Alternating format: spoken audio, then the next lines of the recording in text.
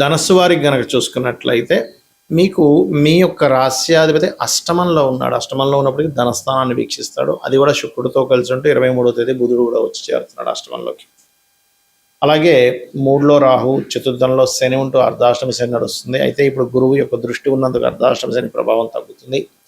పంచమంలో ఉండే కుజుడు 21వ తేదీకి అష్టమంలోకి వెళ్ళడము, మరియు అదేవిధంగా మరొక విషయం ఏంటంటే ఈ రవి బుధులు కలిసి ఉంటూ చంద్రుడు 16వ తేదీ నుంచి అక్కడి నుంచి రాశి వరకు అంటే 7 రాశులు సంచరిస్తాడు. భాగ్యంలో కేతు ఉన్నాడు. మరి ఈ యొక్క గ్రహస్థితిని అనుసరించి మీకు ఎలా ఉండబోతుంది, ఏ విషయాల పట్ల మీరు జాగ్రత్త వహించాలి అనేటువంటి అంశాలు చెప్తుంది నేనైనప్పటికీ చెప్పిస్తుంది సాక్షాత్ లలితాంబ వారిగా భావిస్తా. లలితాంబిక అమ్మవారి యొక్క అనుగ్రహం మీకు పరిపూర్ణంగా కలగాలని మనస్ఫూర్తి కోరుకుంటూ, ఇక్కడ ధనభావాన్ని ఎప్పుడైతే వీక్షిస్తుందో అష్టమ స్థానంలో ఉన్నాయో గ్రహాలు, మీకు ఇన్సూరెన్సెస్ మూలంగా కొంత ధనం కలిసి రావడం, మీకు మాత్రమే కాకుండా మీ జీవిత భాగస్వామికి కూడా ధనపరమైనటువంటి విషయంలో అభివృద్ధికరమైన వాతావరణం ఉంటుంది. కొన్ని నిర్ణయాలు కొన్ని ఎలా అంటే ఒక్కోసారి చూడ మనం గుడ్డిగా ధైర్యంగా వెళ్ళిపోతూ ఉంటాం. అలాగా ఒక ఏదో తెలియని ధైర్యంతో ముందుకు సాగుతూ ఉంటారు. దానివల్ల కొన్ని లాభాలు కూడా ఉన్నాయి, లేవని కాదు. కాకపోతే ఈ చతుర్థ భావంలో శని ఉంటూ అర్ధాష్టమ శని ఎంత ప్రభావం తగ్గినప్పటికీ కొన్నిసార్లు మనం మాట్లాడే మాటల వల్ల, మనం చేసే పనుల వల్ల ఒక్కొక్కసారి మనం నిందలకు గురవుతాం. అర్ధాష్టమ శని నడుస్తుంది కాబట్టి ఆ యొక్క విషయంలో కాస్త జాగ్రత్తగా ఉండండి. అలాగే మరొక విషయం ఏంటంటే ఇక్కడ గమనించినట్లయితే మీరు ప్రధానంగా ఈ 21వ తేదీ తర్వాత నుంచి కొంచెం కాంపిటీషన్ ఎగ్జామ్స్ ఇట్లాంటి వాటిలో బాగా కలిసి వస్తుంది. చెప్పాలంటే ఆకస్మికమైనటువంటి మార్పులు జరుగుతాయి. అది వృత్తిలోని వ్యాపార సంబంధించినటువంటి విషయాల్లో కూడా. ఇక మీరు నిత్యము చేయవలసినటువంటి దేవత ఆరాధన ఏమిటి అని చెప్పి చూసుకున్నట్లయితే మీరు లక్ష్మీ నరసింహస్వామి యొక్క ఆరాధన చేయండి. స్పోర్ట్స్ రంగాల్లో ఉండేటువంటి వారికి 21వ తేదీ నుంచి చాలా బాగుందని చెప్పుకోవచ్చు. మరియు కాస్త బ్యాంక్ ట్రాన్సాక్షన్స్ ఇటువంటి విషయాల్లో కొంత జాగ్రత్తగా ఉండండి. ఉన్నత విద్యా సంబంధించిన విషయంలో కొన్ని ఆటంకాలు ఏర్పడతాయి.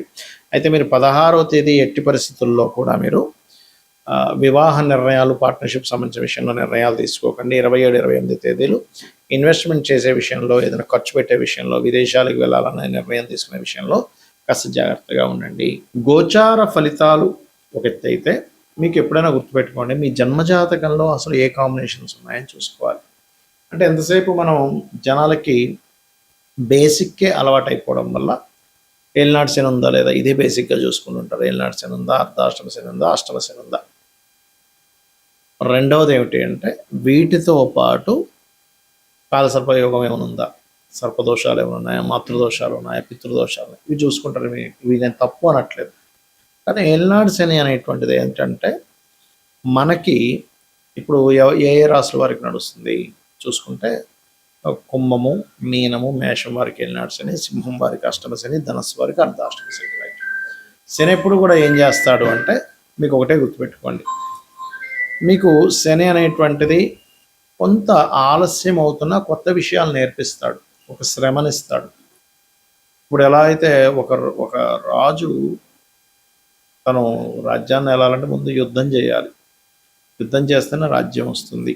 అలాగే ఒక మనిషికి కొన్ని విషయాలు ఒక స్టేజ్కి వెళ్ళాలంటే కొన్ని విషయాలు అనుభవంలోకి రావాలి, అనుభవాలను ఇస్తాడు. అంతేగాని ఇంకా ఏమీ అన్నీ పోతాయి, అన్నీ చాలా విభత్సం అయిపోద్దని అనుకోకండి దయచేసి. అనుభవాన్ని ఇస్తాడు, దాని మీద యాక్సెప్ట్ చేయగలగాలి. అదేవిధంగా కాలసర్ప దోషం అనేటువంటి జన్మజాతకానికి అప్లై చేయకూడదని శాస్త్రంలో ఉంది, కాలానికి సంబంధించిన విషయంలో. ఎందుకంటే నేను గతంలో చాలాసార్లు చెప్పాను, 170, 180 మంది ప్రెసిడెంట్లకు ఉంది కాలసర్ప దోషం, మెగాస్టార్ చిరంజీవికి ఉంది, చాలామందికి ఉందని చెప్పాను, పెద్ద పెద్ద వాళ్ళకి, మల్టీమిలియనర్కి. మరి వాళ్ళందరూ ఎలా అయ్యారు? మరి కాలసర్ప దోషం ఉంటే ఎందుకు పనికి రాకుండా పోవాలి కదా అనే విషయాన్ని గుర్తుపెట్టుకోండి. ఇక జనరల్ సర్పదోషాలు మీరు కాళహస్తికి వెళ్ళడమో లేకపోతే రావి చెట్టు ప్రదక్షిణం చేసుకోవడం వల్ల పోతుంది. అదేవిధంగా మాతృదోషం, పితృదోషం పూర్వజన్మల్లో మనం చేసినటువంటి కొన్ని దోషాలు ఉంటాయి. అంటే తల్లిని సరిగ్గా చూసుకోకపోవడం వల్ల మాతృదోషము. పితృదోషం అనేటువంటిది పితృదేవతలు సరిగ్గా చేయకపోవడం వల్ల, సంతానాన్ని సరిగ్గా చూసుకోకపోవడం వల్ల, తండ్రికి ఇవ్వాల్సిన గౌరవం ఇవ్వకపోవడం వల్ల, ఇట్లాంటి వాటి వల్ల జరుగుతుంది. ఇలా చాలా ఉన్నాయి. స్త్రీ దోషం ఉంటుంది శుక్రుడు పాడైతే. అయితే ఇక్కడ ఏంటంటే ఏ గ్రహం పాడవడం వల్ల, ఏ కాంబినేషన్ వల్ల వచ్చిందంటే శుక్రుడు పాడయ్యాడు, స్త్రీ దోషం. ఏమి కంగారు పడద్దు, చక్కగా సాటి స్త్రీలని, అది స్త్రీ అయినా పురుషులైనా గౌరవించడం నేర్చుకోండి. వాళ్ళ పట్ల మరలా అవహేళనగా ఉండడం, వాళ్ళని ఏడిపించడం, వాళ్ళు ఏడిచేలా మీ వల్ల వాళ్ళు ఏడవడం చేస్తే మళ్ళీ ఆ స్త్రీ దోషం ఇంకా పెరుగుతుంది. మాతృదోషం ఉంది, ఇంకా మీ తల్లిగారు ఇంకా ఎక్కువ బాధపడుతున్నారు మీ వల్ల ఈ జన్మలో కూడా. అది ఇంకా ఇంకా కొన్ని వందల జన్మలకి కంటిన్యూ అవుతుంది. పితృదోషం కూడా అంతే. పితృదేవతలకి గతంలో తెలియక చేయలేదు, అది పితృదోషంగా వచ్చింది.